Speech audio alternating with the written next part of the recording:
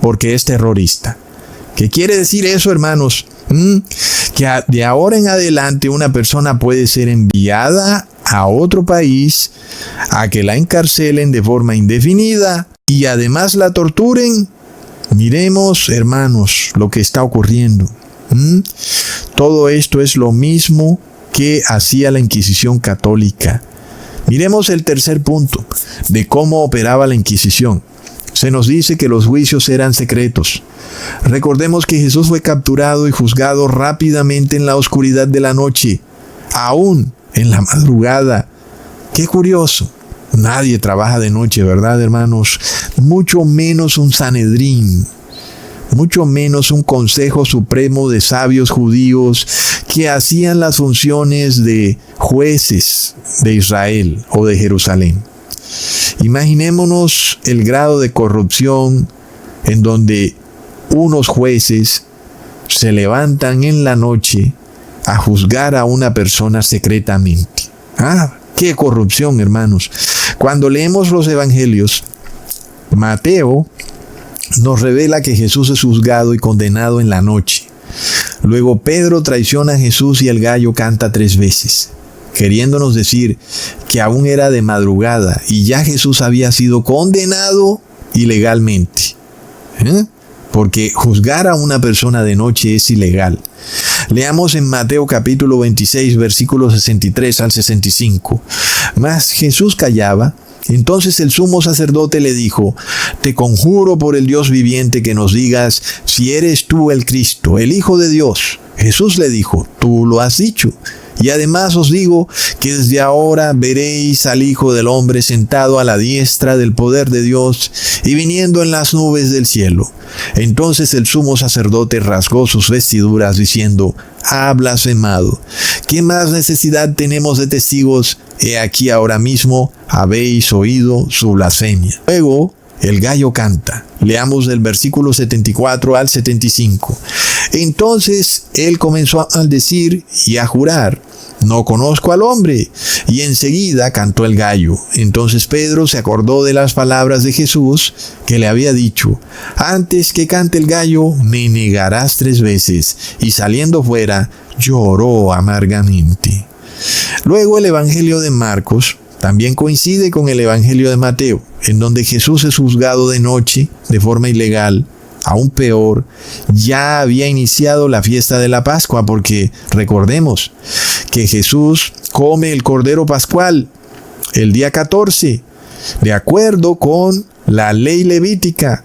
Sin embargo, se supone que es santa convocación, es decir, que el Sanedrín judío no podía juzgar a una persona durante la fiesta, porque era santa convocación. Leamos en Marcos capítulo 15, versículo 1. Muy de mañana, habiendo tenido consejo los principales sacerdotes con los ancianos, con los escribas y con todo el concilio, llevaron a Jesús atado y le entregaron a Pilato.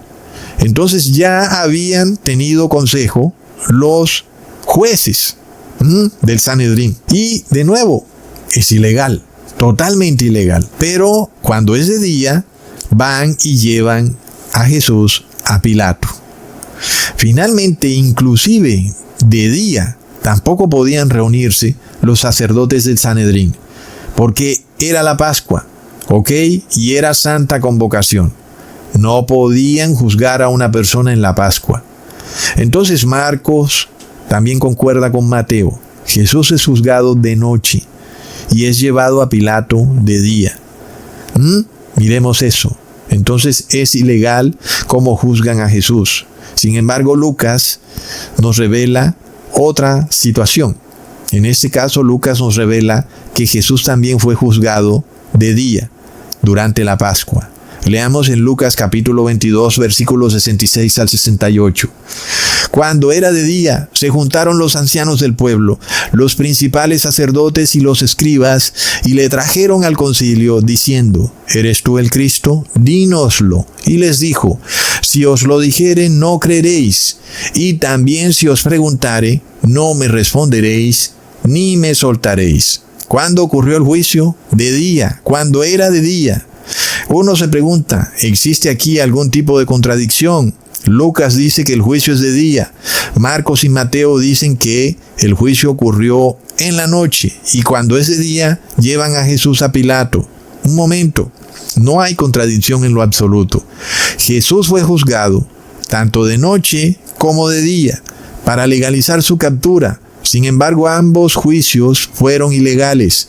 El de la noche, obviamente, es ilegal. Y el de día, porque ocurría en la fiesta de la Pascua. Entonces, a ver quiénes eran los que realmente estaban violando la ley, ¿verdad, hermanos? Porque así como están tomando a un ciudadano naturalizado o en camino a naturalizarse en Estados Unidos, que es este señor Kilmer Abreu, lo han tomado y lo han enviado a otro país. Muéstrame esa ley, hermanos. ¿Dónde está esa ley? Es de locos lo que está pasando, hermanos. La gente no se pellizca. Obviamente este video no está hecho de ninguna manera para tratar de remediar ese sistema legal, sino para advertir lo que viene. Como ya sabemos, esto es inevitable, esto no puede detenerlo nadie, esto va a avanzar, solamente a avanzar. Y nosotros esperamos que Donald Trump termine su periodo de gobierno tranquila y pacíficamente, igualmente para Nayib Bukele, ¿ok? Y así oramos y esperamos que ocurra. Sin embargo, estamos mostrando qué es lo que está pasando con el sistema legal. Una persona en camino a naturalizarse es enviada a otro país. Muéstrame la ley. Entonces, no hay legalidad. Igual que los fariseos, que eran el Sanedrín, se reúnen de noche y en un día que es santa convocación. ¿Dónde está eso en la ley? Al contrario, es ilegal, hermanos. Entonces, la captura de Jesús es ilegal por todas partes. Miremos el tema de que ellos le preguntan, ¿eres tú el Hijo de Dios? Jesús dice que sí, que es el Hijo de Dios. ¿Pero acaso no somos todos hijos de Dios? ¿Acaso inclusive los fariseos no dijeron que ellos eran hijos de Dios? Leamos en Juan capítulo 8, versículo 39.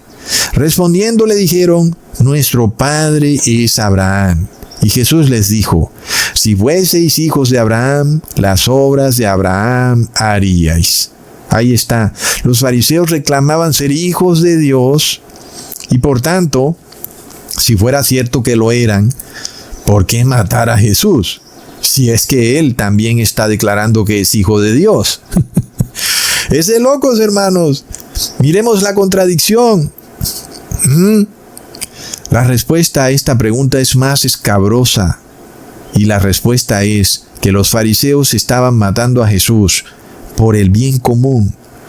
Ellos no se atenían a la ley de Dios, se atenían a la ley del Imperio Romano, que es la ley del bien común. Y es algo que se está repitiendo ante nuestros propios ojos. Leamos en Juan capítulo 11, versículo 50. ¿Ni pensáis que nos conviene que un hombre muera por el pueblo y no que toda la nación perezca? Es el bien común, hermanos. ¿Qué es lo que pasa con el elixir mágico? Esta pregunta se la hicieron a un gobernante. ¿Acaso, gobernante, usted no sabe que el elixir mágico le va a causar la muerte a una o a dos personas? ¿Y cuál fue la respuesta de ese gobernante? La misma que dijeron los fariseos. Pues ¿acaso no es mejor que muera una o dos personas a que muera todo el mundo? Y este es el concepto detrás del elixir mágico, hermanos. Es el bien común. Y por eso en Semana Santa estamos viendo que vuelve el elixir mágico. Un momento. Si vas a ir de viaje, ponte el elixir mágico. Ya sabes, si vas a estos países, cuidado, tienes que traer tu carnet. Todo eso tiene que ver con el bien común. Y es que la doctrina del bien común justifica la muerte de una persona inocente para salvar al colectivo. Pues ¿qué culpa tiene, vamos a suponer, una persona de 45 años que el colectivo no se cuida su salud y cuando se enferma se muere rápidamente? ¿Qué culpa tiene esa persona? Entonces no, según el bien común, esa persona debe morir por el colectivo, aunque el colectivo ande tomando licor, ande fumando cigarrillo, comiendo grasas saturadas, razón por la cual se enferma de fiebre amarilla y a los 3 días ya están muertos. ¿Qué pasa, hermanos? Entendemos lo que está ocurriendo aquí. Todo pasa al mismo tiempo en que se celebra la Semana Santa. No olvidemos que en los tiempos de Jesús, la Pascua caía en el mes de Nisan, el día 14, entre las 2 tardes, y esta fecha cayó en este año, en el 12 de abril, y esa semana de 7 días, o esa celebración, que además se va hasta 8 días, finaliza el 20 de abril, cuando Occidente celebra la Semana Santa, que es esta semana en la que estamos haciendo este video. Y nosotros no celebramos la Semana Santa porque es un ritual católico, y la Pascua, que se celebra en su sentido literal y ritualista, tampoco la celebramos porque nosotros ya no celebramos esas fiestas en comida o bebida o en días de fiesta. Ahora la celebramos en su sentido espiritual y simbólico. El simbolismo de la Pascua es que somos sellados con la sangre de Jesús. Y de esa forma es Jesús quien nos protege de las enfermedades. Eso si guardamos la ley de Levítico, ¿verdad, hermanos? Pero si andamos por ahí comiendo carne animal, huevo, queso, pues ya vamos a ver lo que viene. Pues nos vamos a enfermar. Claro que sí, hermanos. Estamos viendo rituales, hermanos, rituales claros que están moldeando la conciencia colectiva de las personas para aprobar el dogma del bien común de la Iglesia Católica que se está esparciendo por todo el mundo. Como dijeron hace mucho tiempo, el bien común se ha vuelto global. Esto es inevitable, ¿ok? Es inevitable. Si tú piensas que este video es algún tipo de oposición política, estás loco. Este video es advirtiéndote una nueva realidad, un nuevo sistema legal al que no te vas a poder oponer porque va a ocurrir, porque está profetizado. ¿Ok, hermanos? Miremos esto. Así como los líderes del judaísmo cambiaron la justicia de Dios por la doctrina romana del bien común, asimismo hoy los cristianos cambian de nuevo la justicia de Dios por el dogma del bien común. Y es que con la misma boca que ellos dicen que ya no están bajo la ley, con esa misma boca se someten a la ley del bien común, que es el dogma del anticristo.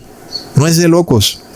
En el 4º punto del sistema judicial católico romano, se nos revela que el ser humano es obligado a confesar su crimen sometiéndolo a la tortura.